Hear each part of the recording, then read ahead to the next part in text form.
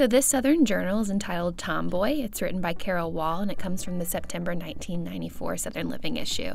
I chose this one because I just connected to it on a personal level. I can just remember I would always, as a little girl, much prefer playing sports outside in the mud than inside in a dress. Just really love the story. I think it's very true of most Southern gals.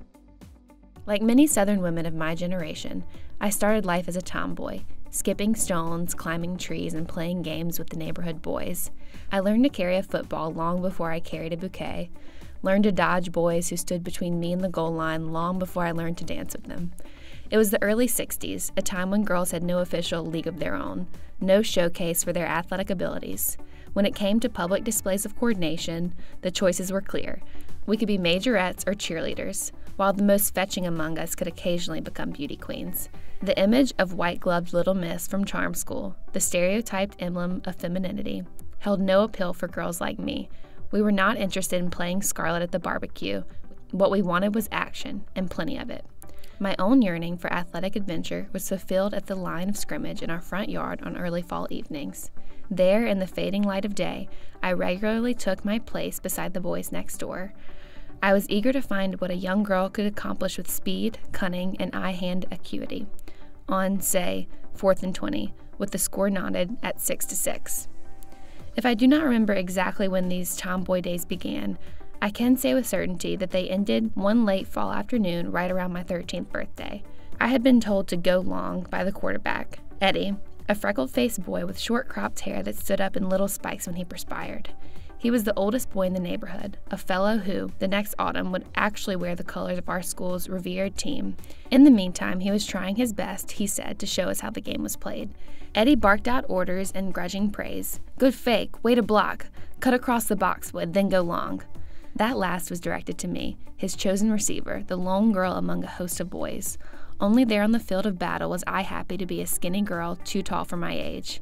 I had not yet learned to curtsy, but I could catch a football just as easily as I could shinny up a tree. Everyone in the neighborhood knew that I could often beat defender Joe Haley to the boxwood. Joe was a fast kid and a classmate who liked to sit behind me in the school and whisper, "Beanpole," and other cheerful insults in honor of our rivalry. I lined up against him on what turned out to be the final down, the last time that no one would look at me because I was a girl playing a boys' game. No one was afraid to two-hand touch me head first into the rose bush at the end of the house. I was not adverse to bloodying my knees and elbows with a desperate diving catch if the situation called for such heroics. The ball was snapped, and now Joe was matching me step for step. I ran hard, head down, secure in the knowledge that I was just as good as anybody, confident I could get anywhere I wanted to go in record time. The football was slicing and arced toward the tips of my fingers. Just a half-step's advantage was all that I needed. I caught the ball that last play of my career, spotted it spinning true against the darkening sky over my house as I had done so many times before. Eddie had given me just enough lead. As I reached for the ball, Joe reached too, but he fell short and spun away, empty-handed. Touchdown! There in the makeshift end zone, I was finally tall enough to see my own reflection in the living room window, and I took a good, long look. Instinctively, I put a hand to my hair, smoothing the sides just so. Then Joe was in my face. "Lucky," he shouted. The all-purpose epithet had nothing to do with fate or ability, as any tomboy will tell you. It said, instead, that I was accepted at their games and, for a moment at least, scorned as a worthy, albeit female, opponent. I tossed the football downfield, leaned into Joe Haley's personal space, and sang back, "Lucky? No luck to it." It felt like a handshake, that last exchange, a bittersweet high five offered at the very end of childhood. Of course, I did not know then that my tomboy days had come to an official end, nor could I yet articulate what Scarlett herself knew all along. Charm and spunk are not mutually exclusive.